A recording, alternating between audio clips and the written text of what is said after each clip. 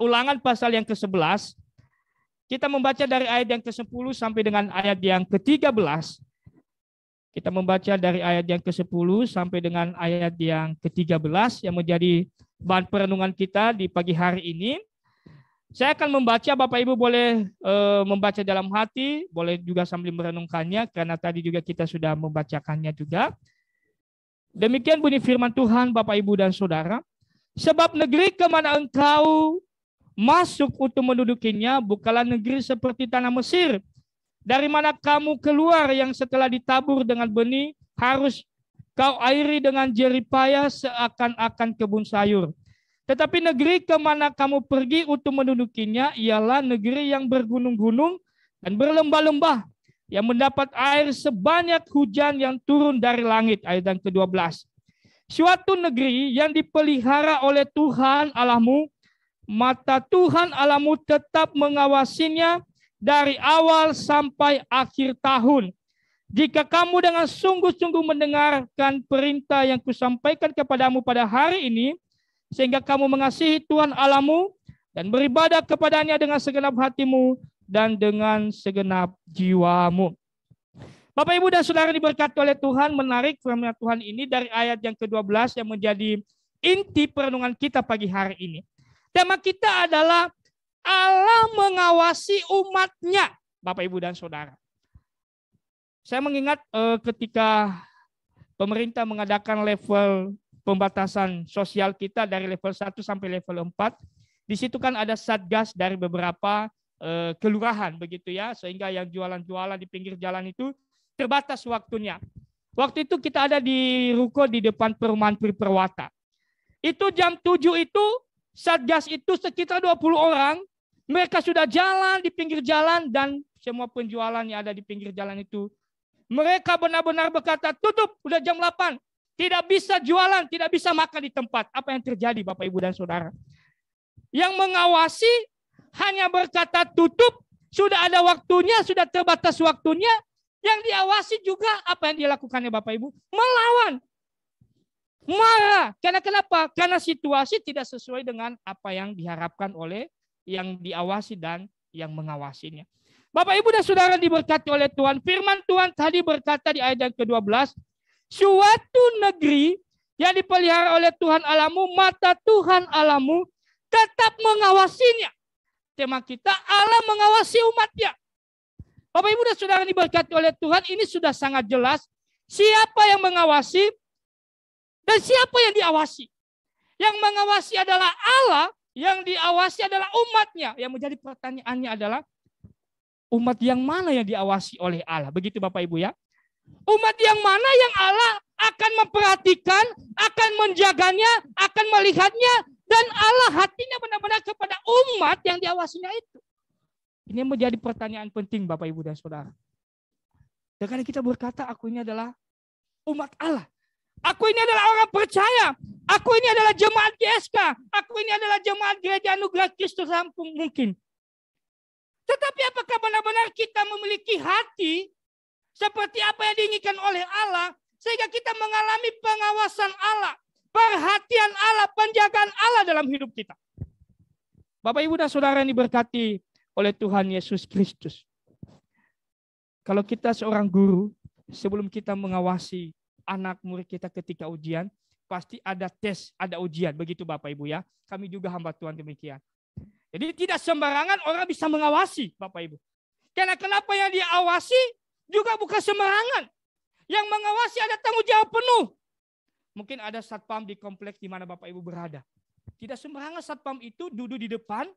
Dia mengawasi kita hingga ada aturan, ada tata cara sehingga dia bisa dikatakan satpam. Atau yang menjaga Pak Presiden contohnya mungkin, Bapak, Ibu, dan Saudara. Tapi yang menjadi pertanyaannya, apakah yang mengawasi kita itu benar-benar kita merasa aman, benar-benar kita terjaga, benar-benar kita terlindungi, Bapak, Ibu, dan Saudara? Mungkin kita punya CCTV di rumah, di kantor. Apakah itu benar-benar mengawasi orang yang ada di sekitarnya?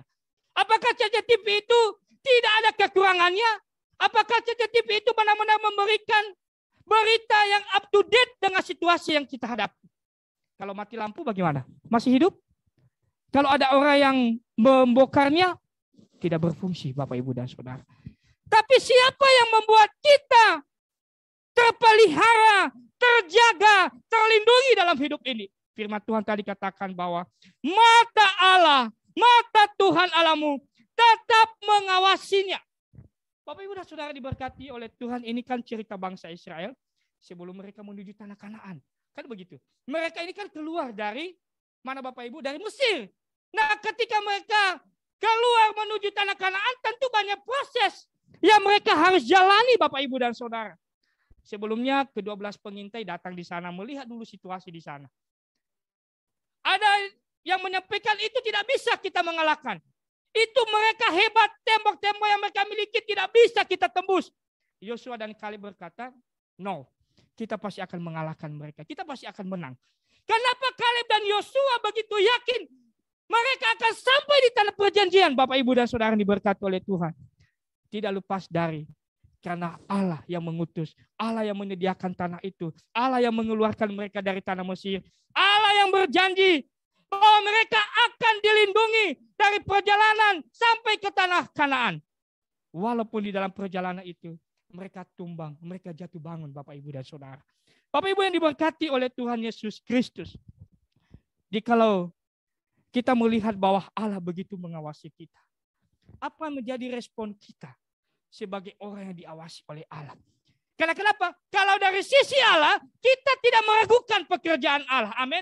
Kalau dari sisi Allah, Dia tahu dan Dia Allah yang Maha tahu dari sebelum dan sekarang dan sampai masa yang akan datang. Dari sisi Allah kita tidak pernah meragukan, Bapak.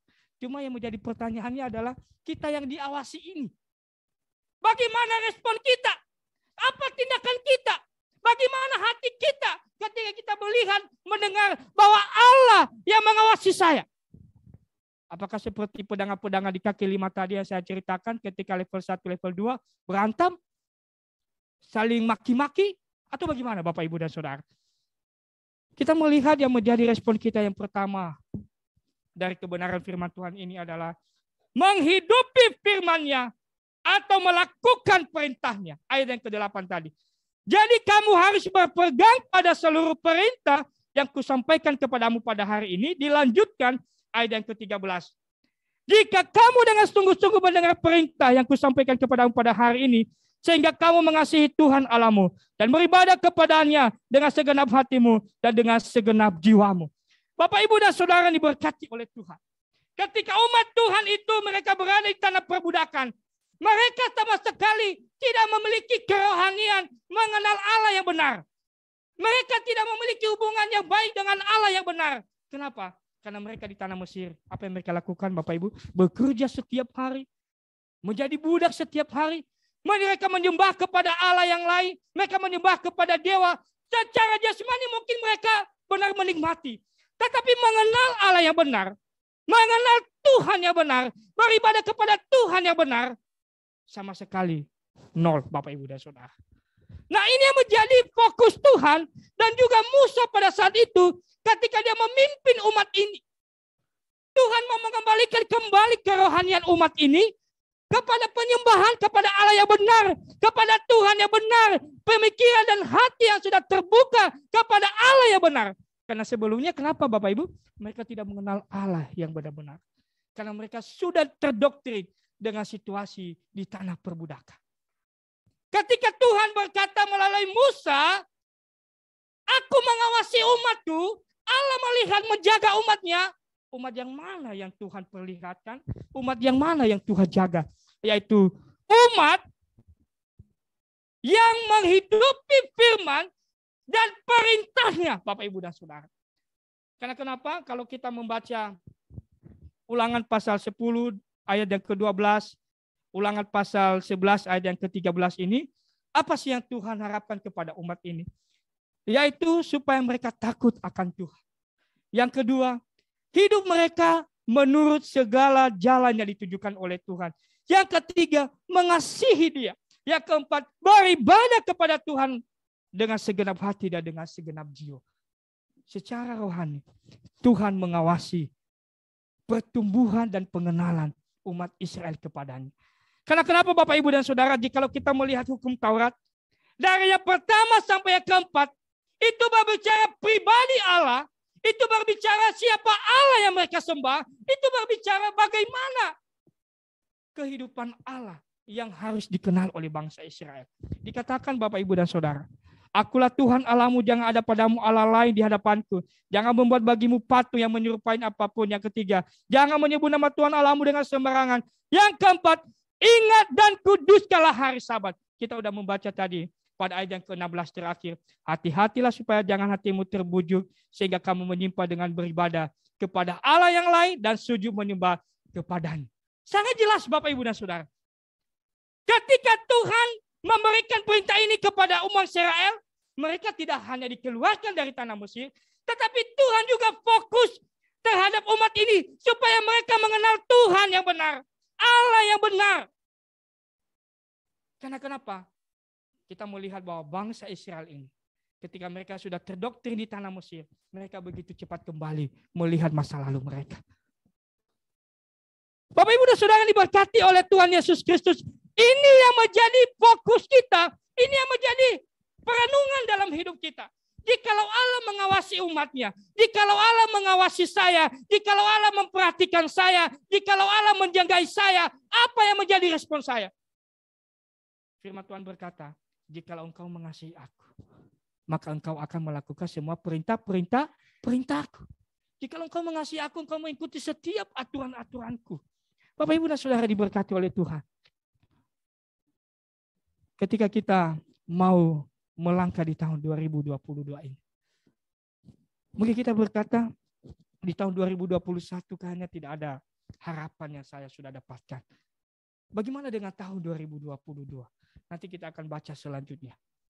Jikalau engkau mau menikmati pengawasan Tuhan, jikalau kita mau menikmati penjagaan Tuhan, sudahkah kita mencintai Tuhan dengan melakukan firman?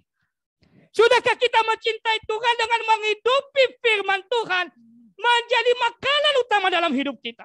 Firman Tuhan itu mendidik, firman Tuhan itu mengajarkan, firman Tuhan itu menyatakan kesalahan, firman Tuhan itu juga memberikan kesegaran di dalam kehidupan kita. Tapi kenapa setiap orang ketika membaca firman Tuhan justru tidak ada gairah, tidak ada semangat? Padahal firman Tuhan itu pada saat ini, itulah yang mengawasi kehidupan kita. Amin Bapak Ibu. Firman Tuhan yang kita baca, itulah yang mengawasi kehidupan kita. Atau jangan benar-benar, waduh aku yang rohani, saya dulu mengawasi ini itu. Aku yang rohani, saya mengawasi ini itu. Terkadang kita lebih banyak waktu melihat kekurangan orang lain. Terkadang kita lebih banyak waktu melihat kelebihan kita, kita bandingkan dari orang lain. Sehingga kita berkata, aku pengawasinya, aku yang melihatnya, aku yang menjaganya. Tapi Tuhan berkata, no. Apa bedanya kita dengan bangsa Israel ketika Tuhan berkata, engkau memberikan persembahan korban bagi saya, tetapi hatimu jauh daripada aku. Bapak, Ibu, dan Saudara diberkati oleh Tuhan, Tuhan begitu cinta kepada umatnya ini. Karena Dia yang memilih, Dia juga yang mengutus, Dia juga yang mempersiapkan mereka. Dan Dia juga yang menyediakan tanah di mana mereka akan tinggal. Bapak, Ibu, dan Saudara diberkati oleh Tuhan, mungkin kita berkata Tuhan itu begitu berat ya perintahnya. Sebenarnya enggak, Bapak. Ketika Allah mengawasi kita, bukan justru membuat kita semakin jatuh, Bapak Ibu. Tetapi supaya kita mengenal dulu Allah di mana kita menyembah, Allah di mana kita berdoa. Karena sekarang ini ada banyak hal yang membuat kita tidak fokus lagi kepada Allah. Apalagi sekarang ini ada yang baru kita dengar itu boneka roh ya. Aku dengar kemarin, loh kok bisa seperti ini dunia ini gitu. Ada lagi orang Kristen di situ. Ada lagi yang sudah mengenal Tuhan di situ. Jangan-jangan ini nanti kita duakan Tuhan dalam hidup kita. Karena kita berkata Tuhan tidak kelihatan. Tuhan tidak ada di sini. Tetapi ini nyata. Ada kuasanya. Ada kekuatannya. Bapak, Ibu, dan Saudara diberkati oleh Tuhan. Tuhan tidak senang diduakan. Makanya tadi di dalam hukumnya yang ketiga. Jangan menyembah kepada Allah yang lain. Jangan membuat bagimu patung yang menyerupai apapun. Ini yang menjadi perhatian kita Bapak, Ibu, dan Saudara diberkati oleh Tuhan. Jikalau kita mau mengalami pengawasan Allah, Responlah setiap kerinduan Allah dalam hidup kita, yaitu dengan kita menghidupi dan menaati firman-Nya di dalam setiap langkah hidup kita. Bapak, Ibu, dan Saudara diberkati oleh Tuhan Yesus Kristus. Menghidupi dan menaati firman Tuhan itu adalah meyakini dan mengimani bahwa janji Tuhan itu akan nyata dan aku terima dalam hidup saya. Amin, Bapak Ibu. Jadi Tuhan itu memberikan catatan ini dalam hidup kita bukan hanya sekedar buku, tetapi ada kenyataan yang terjadi dalam kehidupan setiap kita. Oleh sebab itu Bapak, Ibu, dan Saudara diberkati oleh Tuhan. Jadi kalau kita sudah mengerti bahwa Allah yang besar, Allah yang maha tahu itu, Allah yang jauh itu, tapi dia juga Allah yang dekat, Allah yang peduli, Allah yang mengerti. Berarti dia selalu menjagai dan mengawasi kita, Bapak Ibu. Ada orang berkata, aku peduli sebenarnya sama kamu. Aku mengerti keadaanmu. Apa yang dilakukan oleh orang itu kepada kita? Tapi kalau Allah berkata, aku Allah yang jauh, aku juga Allah yang dekat. Tapi aku mengerti keadaanmu, aku peduli. Allah mengerti, Allah peduli. Kenapa bisa Allah mengerti dan peduli dengan kita? Karena dia mengawasi, dia menjagai, dia memperhatikan. Tidak ada yang terlewati dari penglihatan Allah. Satu titik pun yang terjadi dalam kehidupan kita. Amin. Bapak, Ibu, ya Saudara diberkati oleh Tuhan. Yang kedua, Bapak, Ibu, yang diberkati oleh Tuhan. Apa yang kita alami sebagai umat yang menyadari bahwa Allah mengawasi kita. Nah, ini yang menjadi berkat yang mungkin menjadi sukacita bagi kita, Bapak Ibu. Saya membaca dari ayat yang ke-10. Sebab negeri kemana engkau masuk untuk mendudukinya bukanlah negeri seperti tanah Mesir. Dari mana kamu keluar yang telah ditabur dengan benih, harus kau airi dengan jerih payah, seakan-akan kebun sayur. Ayat yang ke-11. Tetapi negeri kemana kamu pergi untuk mendudukinya ialah negeri yang bergunung-gunung dan berlembah-lembah yang mendapat air sebanyak hujan yang turun dari langit. Bapak, Ibu, dan Saudara diberkati oleh Tuhan. Yang kedua adalah pemeliharaan Allah atau providensia Allah. Kita akan mengalami dalam kehidupan kita. Ketika Allah mengawasi umatnya, mengawasi saya dan Bapak Ibu, kita akan mengalami pemeliharaan Allah dalam hidup kita. Ketika bangsa Israel keluar dari tanah Mesir, mujizat pertama yang mereka alami adalah terbelahnya laut Teberau, mereka bisa lewat.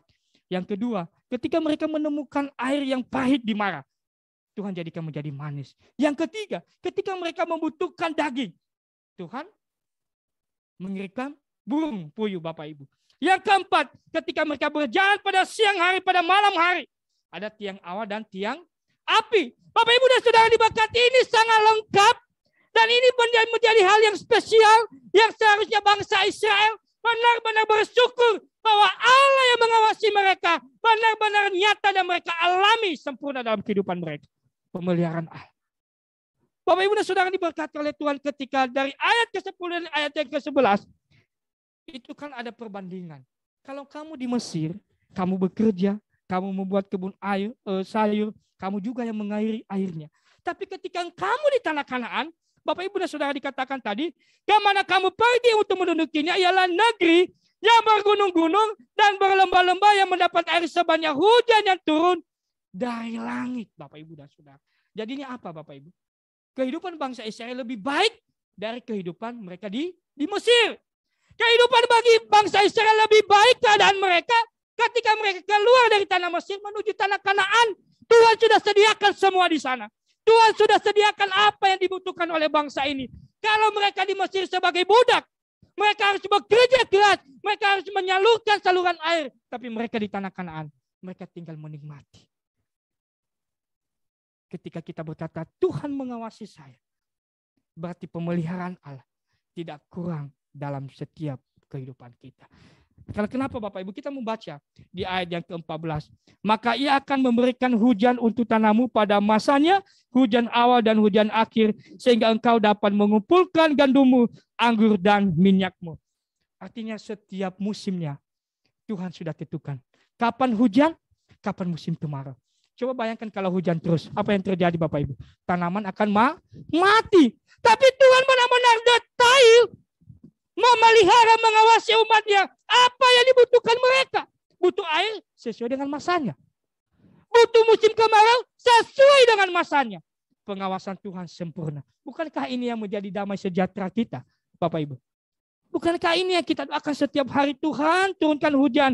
Tuhan, berkati usahaku. Tuhan, lancarkan usahaku. Beda dengan tahun 2021 menuju tahun 2022 ini. Kiranya usahaku beda, Tuhan. Tapi yang menjadi pertanyaannya tadi, yang pertama tadi, apakah engkau sudah mencintai dia dengan melakukan firman-Nya? Dan yang kedua ini menjadi bagian kita, Bapak. Pemeliharaan Allah dalam hidup kita. Bapak, Ibu, dan Saudara yang diberkati oleh Tuhan Yesus Kristus. Makanya Tuhan berkata tadi bahwa tetap mengawasinya dari awal sampai akhir tahun. Ya. Tahun kapan? Bukan hanya tahun pada waktu itu, tetapi tahun ini, tahun depan, dan seterusnya. Tuhan mengawasi kita. Tuhan mengawasi pekerjaan kita. Tuhan mengawasi apa yang sedang kita lakukan dalam hidup kita. Bapak, Ibu, dan Saudara diberkati oleh Tuhan Yesus Kristus. Dari Mazmur pasal 139 ayat 1. Tuhan, Engkau menyelidiki dan mengenal aku. Kemanapun kita pergi, Tuhan menyelidiki hati kita. Tuhan mengenal hati kita. Tuhan mengenal pergumulanmu. Tuhan mengenal tangisanmu. Tuhan mengenal air matamu. Tuhan mengenal perjuanganmu. Tuhan mengenal engkau bersekutu tiap hari, tiap malam berdoa memohon kepadanya. Supaya Tuhan menjauh setiap pergumulan. Bapak, Ibu, dan Saudara diberkati oleh Tuhan. Mungkin engkau sedang berdoa, sedang komunikasi dengan Tuhan, curhat dengan Tuhan. Sudah 5 tahun, 10 tahun, mungkin 15 tahun. Lalu ada jawaban, lalu ada pintu terbuka, lalu ada jalan dalam setiap pergumulan. Bapak, Ibu, dan Saudara diberkati oleh Tuhan, mungkin ada yang salah dalam hidup kita. Amsal 15 ayat yang ketiga dikatakan, mata Tuhan di segala tempat mengawasi orang jahat dan orang baik. Mengawasi orang jahat dan orang baik. Bapak, Ibu, dan Saudara diberkati oleh Tuhan. Mungkin kita berkata, kok orang jahat itu ya semakin sukses, semakin hebat dia. Tapi kok saya orang baik, beribadah, memberikan ini, memberikan itu, semua saya berikan. Tapi tidak ada ya kedamaian dalam hidup saya. Kok saya tidak sama dengan dia? Di mana keadilan Tuhan? Di mana pengawasan Tuhan? Kok orang itu membiarkan begitu saja? Bapak, Ibu, dan Saudara diberkati oleh Tuhan. Bagian Tuhan, kita tidak bisa protes. Tapi apa yang menjadi bagian kita? Saya semakin menyenangkan hati Tuhan. Berkat saya Tuhan sudah sediakan. Bahkan orang itu hukumannya untuk dia. Saya tidak bisa mengambil haknya Tuhan. Yang menjadi bagian saya adalah melakukan firman-Nya, dan yang menjadi bagianku Tuhan akan sediakan bagi saya. Bapak, Ibu, dan Saudara diberkati oleh Tuhan. Ketika kita memahami bahwa Allah mengawasi kita, maka tidak ada lagi kesempatan untuk saya dan Bapak Ibu melihat masa lalu kita yang hancur. Melihat kehidupan kita yang mungkin kita banggakan di masa lalu. Karena itu semua tidak ada nilainya di mata Tuhan. Paulus sendiri, orang hebat, orang pintar, dia berkata semuanya keluarga sampah setelah aku mengenal Tuhan. Tidak ada nilainya setelah aku mengenal Tuhan. Karena kenapa dia tahu bahwa Tuhan mengawasinya. Maka semua pengetahuan, semua tindakan wibawa yang dia miliki dari dunia ini dibandingkan dengan Allah. Tidak ada nilai. Sampah semua. Dibuang, Bapak, Ibu, dan Saudara. Jadi masa lalu kita yang kurang bersahabat dengan iman kita, kita tinggalkan. Karena Tuhan tahu itu tidak membuat kita bertumbuh. Tuhan tahu itu tidak membuat kamu semakin cinta melayani Dia. Kamu akan bersandiwara, Bapak, Ibu, dan Saudara. Bapak, Ibu, diberkati oleh Tuhan. Amsal pasal 5 ayat 21. Karena segala jalan orang terbuka di mata Tuhan, dan segala langkah orang diawasinya.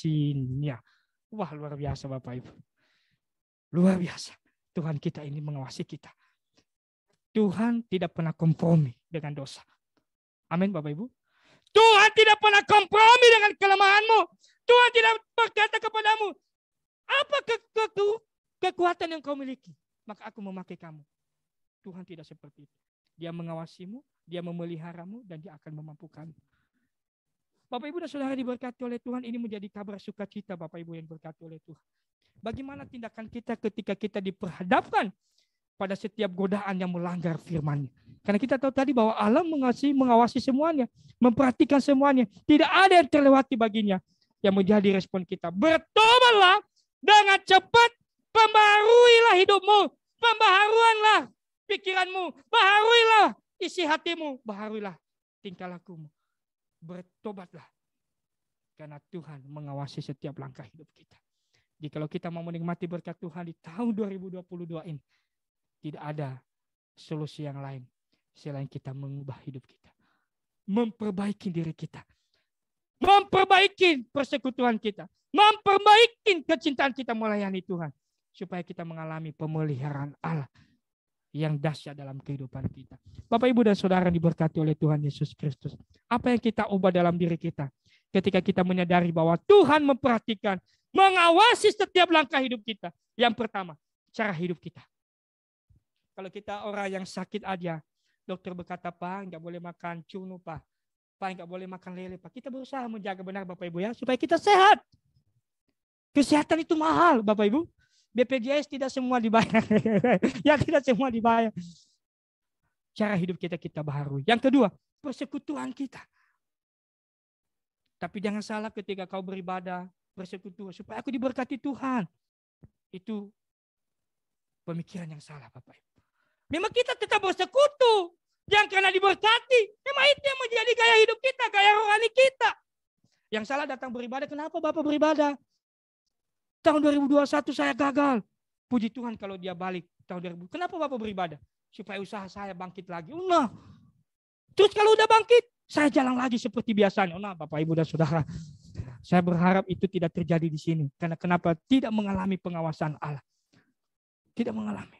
Karena kenapa? Bukan itu yang Tuhan harapkan dalam hidup kita. Memang beribadah, melayani, sudah menjadi gaya hidup rohani kita sebagai orang yang percaya kepada Tuhan. Amin, Bapak, Ibu. Amin. Ini yang menjadi penting bagi kita. Yang ketiga adalah pelayanan kita. Yang saya sampaikan ini tadi. Ini yang harus kita ubah. Karena kenapa?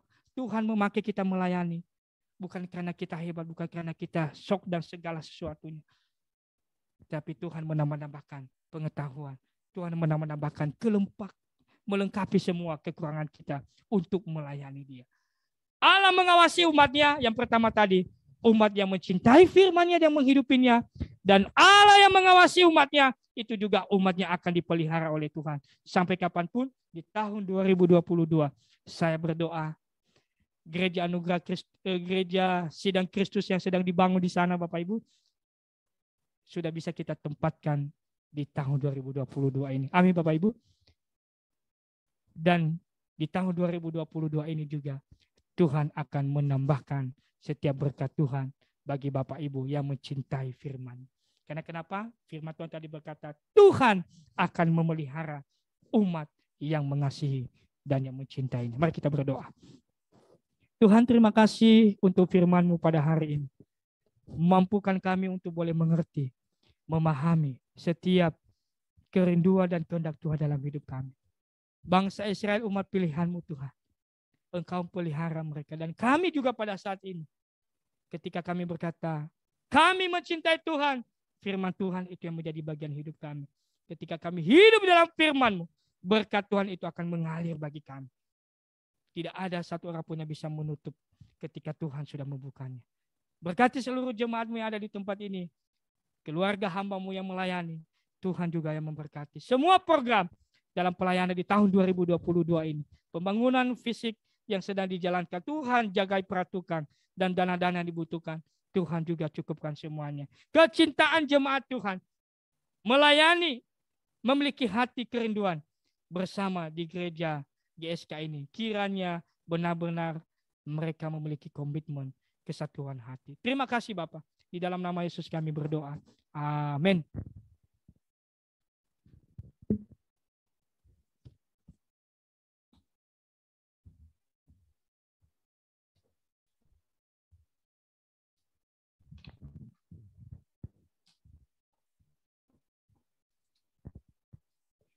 Demikian firman Tuhan yang sudah kita dengar. Mari Bapak Ibu, saat hari ini kita sudah diberkati dengan firman Tuhan.